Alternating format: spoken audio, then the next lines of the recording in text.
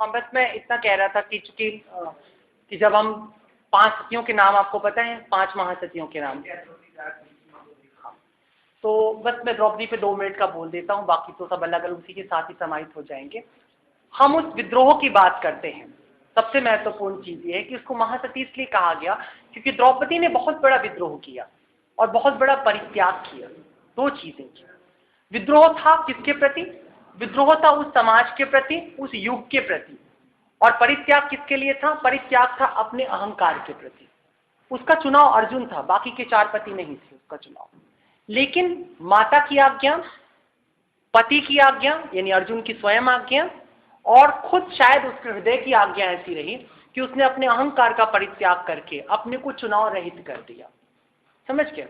जय कृष्णामूर्ति कहते कि मनुष्य का चरम उस दिन होता है जिस दिन उसमें चुनाव रहित अवस्था आ जाती है, चॉइसलेसनेस की अवस्था आ जाती है। द्रौपदी शायद उस चॉइसलेसनेस पर पहुंच जाती है, कम से कम एक विषय में। ठीक है ना? और यही वजह है कि उतना बड़ा चरित्र ढूंढ पाना भारत के अंदर बहुत मुश्किल होता है। सीता के पास नहीं है वैसा चरित्र। देखो, सीता इनकार कर देती है। वो दूसरी बार जब अग्नि परीक्षा देने को होता है तो राम को इनकार कर देती, कहती मैं नहीं दूंगी, है ना? दूसरी बार वो इनकार। लेकिन द्रौपदी ऐसा नहीं करती है, किसी भी अवस्था में उनका साथ नहीं छोड़ती है, जबकि वो उन्हें द्रौपदी को दांव पे लगा करके उसके पति उसे हार जाते हैं, उसका चीर हरण होता है, लेकिन फिर भी वो अपने पतियों का विरोध नहीं करती, उसको छोड़ती नहीं। तो यह जो समर्पण भाव है ये परम समर्पण बन जाता है, जिसकी वजह से द्रौपदी को महासती चुना जाता है। ठीक है ना? इसी तरह से अन्य अन्य। हाँ जी। मेरा प्रश्न सभी पैनलिस्ट से है। मैं ये पूछना चाहता हूँ कि आपने अभी कहा था कि हमारा विद्रोह परिस्थिति से नहीं होना चाहिए, तो आपका स्वागत जवाहरलाल नेहरू यूनिवर्सिटी में हम लोग कर रहे हैं, तो आपको यहाँ जो डोमिनेंट विचारधारा है मार्क्सिज्म की, कि हमारी जो चेतना है वो परिस्थितियों का निर्माण नहीं करती है, परिस्थिति हमारी चेतनाओं का निर्माण करती है, और इसका कोई भी जवाब आप लोगों ने अभी तक दिया नहीं है। आप यही कह रहे हैं कि हमारी विचारधारा सनातन है, सूडो साइंटिफिक यूनिफिकेशन थ्योरी का आपने जो है दिया, हमने दिया, तो वो उसमें साइंस कुछ नहीं है। उसमें साइंस बस इतनी है कि एक परम तत्व है जिसको इन्होंने कहा कि उसकी एनर्जी का सारा मैनिफेस्टेशन करने का है। तो मेरा कहना ये है कि मात्र कुछ बातों को इधर से उठा के कह देने से जो है उनकी काट नहीं हो जाती। जब आप किसी विचारधारा को प्रस्तुत कर रहे हैं, तो आप समाधान आज कल की समस्याओं पर रख रहे हैं। जब आप कहते हैं कि हम सब एक ही तत्व है, चीटी से लेकर कंकड़ से लेकर पत्थर, और एक तरफ आप ये कहते हैं और दूसरी तरफ आप ही के जो भाई बंधु हैं उनके साथ आप अन्याय करते हैं, आप उनका शोषण करते हैं, उनका छुआछूत करते हैं, उस टाइम आपका जो है ये कहाँ जाता है, जो है ये एकत्व कहाँ जाता है, प्रैक्टिकल उसमें जो है ये कहाँ जाता है। मेरा क्वेश्चन ये है कि आपका जो रेलेवेंस क्या है। सवाल ये उठता है कि आज हम इकट्ठा हुए हैं स्वामी जी की जो है बस वो मनाने के लिए, तो स्वामी जी का विचारधारा का आज के परिप्रेक्ष्य में क्या रेलेवेंस है। हम ये नहीं चाहते कि कोई मोरलाइजिंग लेक्चर हमें दिया जाए, क्योंकि मोरालिटी होती है समय सापेक्ष। आपने जो है द्रौपदी का उदाहरण दिया है, अन्य सतियों का उदाहरण दिया। तिब्बत में अभी भी और जौनसा हावर एरिया है, वहाँ पे अभी भी पॉलीगैमस प्रथा चलती है। तो ये समाज सापेक्ष चीजें हैं। आप ये नहीं कह सकते कि यहाँ की परंपरा अच्छी है और कहीं और की परंपरा खराब है। मेरा प्रश्न ये है कि आजकल के भारत के संदर्भ में हम तो भारत तक ही सीमित नहीं रखना चाह रहे हैं। तो हमारा प्रश्न तमाम जो हमारी मानवता है उसमें जो उसके साथ जो कॉन्फ्लिक्ट है, कॉन्फ्लिक्ट को रिजॉल्व करने के लिए सबसे बड़ा मैसेज स्वामी जी का ये है कि strength is life and weakness is death. हम चाहते हैं कि आप लोग इस पर बात करें, इस पर बताएं हम लोगों को कैसे इनका ये मैसेज आज भी हमारे लिए जो है रेलेवेंट है, और किस प्रकार मार्क्सिस्ट की बातों को आप जो है जवाब देंगे। जो है उन्होंने जो भी कहा कि आप लोग हमारी बातें तो करते हैं कि हम सब एकत्व वाली विचारधारा में विश्वास करते हैं, लेकिन वहीं पे आप जब प्रैक्टिकल में आते हैं तब जो है अपने भाई बंधुओं के साथ जो है आप उनके साथ जो है करते हैं, उनके साथ मुझे लगता है आप उन्हें जवाब दे लेने दीजिए। मुझे पहले तो आपका प्रश्न थोड़ा सा बहुत उलझा हुआ, मुझे लग रहा था प्रश्न पूछ रहे हैं या स्वयं एक भाषण देने में थोड़ा कंफ्यूज हो गया था दोनों के बीच में। लेकिन मैं ये जान नहीं, आप इस तरफ भी आके दे सकते थे। मैं सिर्फ ये कह रहा हूँ कि आप मार्क्सिज्म की जब बात करते हैं या जिन मार्क्सिस्टों से आपका झगड़ा है कि कोई संबंध है, मुझे नहीं पता।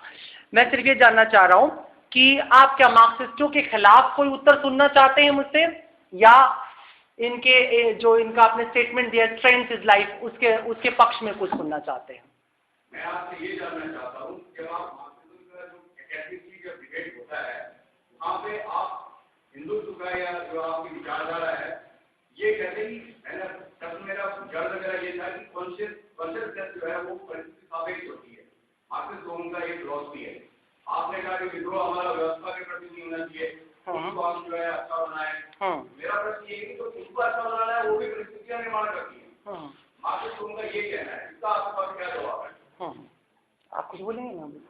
नहीं, मैं ये कहना चाहता हूँ कि आपने जैसे कहा कि सिद्धांत जो है वह ऐसा है, लेकिन हम जब समय आता है तो फिर हम उस वैसा व्यवहार नहीं करते।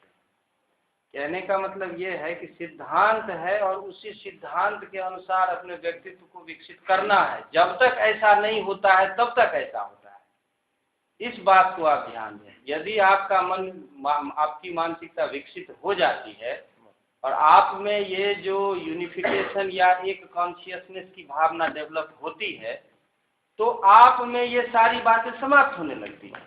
आप ऐसा माने कि जब तक ऐसा नहीं है तब तक ये समस्या है। और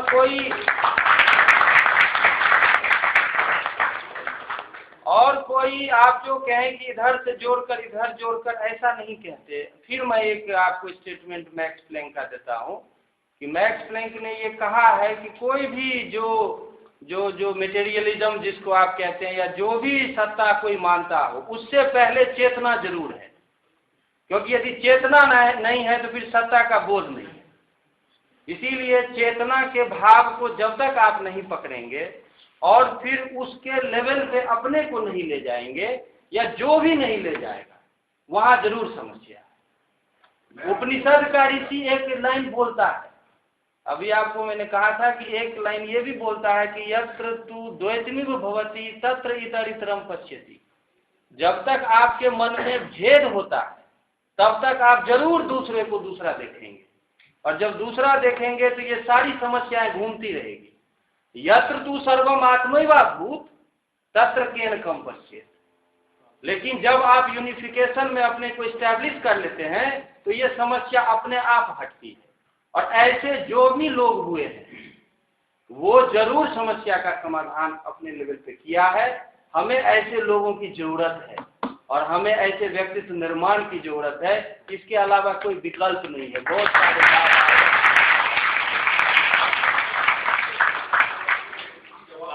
अभी किसी दूसरे को कृपया सवाल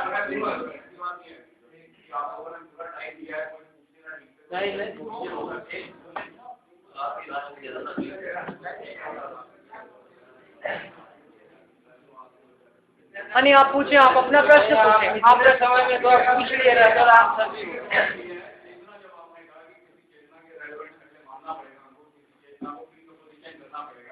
प्री सपोजिशन है। आप यदि चेतना को नहीं मानेंगे तो आपका अस्तित्व खतरे में।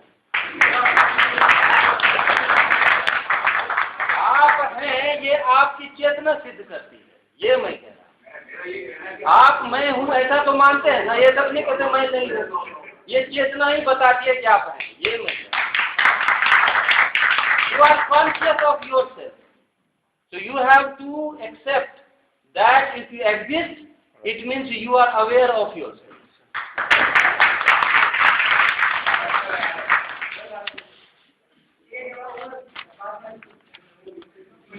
और किसको सवाल पूछना था? हाँ पूछे। कहाँ? संपन्नता? कौन सी संपन्नता? आर्थिक संपन्नता। अच्छा।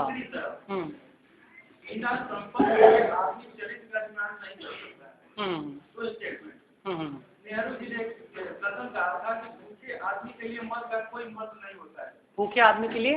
भूखे आदमी के लिए मत का महत्व नहीं होता है, कोई महत्व नहीं होता है। आप सभी चीज को चरित्र से जोड़ के यहाँ पर दिखाएं। जरूर जरूर जरूर। पहली चीज तो मैं कतई नहीं ये मानने को तैयार हूँ कि चरित्र का निर्माण संपन्नता से होता है। हाँ आप पहले बोल लें। जैसे यदि भूखा आदमी है तो वो रोटी चुराता है, चोर यदि व्यक्ति है तो उसका चरित्र जो है उत्तम नहीं हो सकता है। तो आप इस चीज को थोड़ा जो है विस्तार से बताएं। बहुत इम्पोर्टेंट। आप लोग कोई प्रश्न